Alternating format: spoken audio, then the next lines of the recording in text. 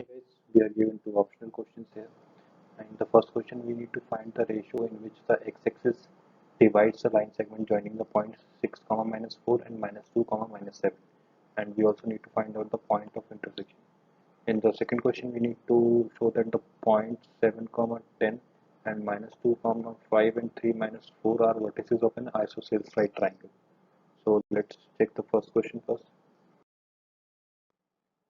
So you need to know that if any point on y-axis of the form 0, y, and since the y-axis divides the line segment, so the x-coordinate of that point of intersection will be 0.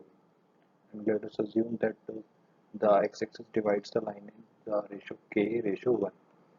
And now we will use a section formula, which is m1 x2 plus m2 x1 divided by m1 plus m2. Similarly, for y coordinate, it is m2 into y1 plus m1 into x2 divided by m2 plus m1.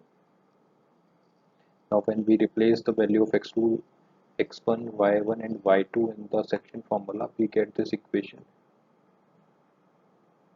Now we can calculate the value of k from this equation, and it comes out to be 3.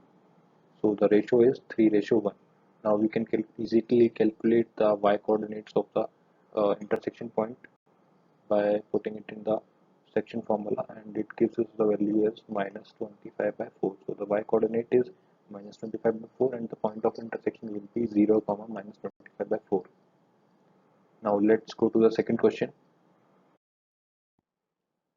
We were given three coordinates, and to calculate whether it is isosceles triangle or not, we just need to find out the distance between the lines. And if the distance between two opposite sides is same, then it will be isosceles triangle. We can use this formula to calculate the distance between 2 points, where x1 we need to use x1 y1 and x2 y2 coordinates. Let's calculate the distance of AB first, which comes out to be root 106 by using this formula. Similarly, BC comes out to be 106 and CA comes out to be root 212. And you can see that it also satisfies the Pythagoras theorem. So we can say one thing, that it is a right angle triangle.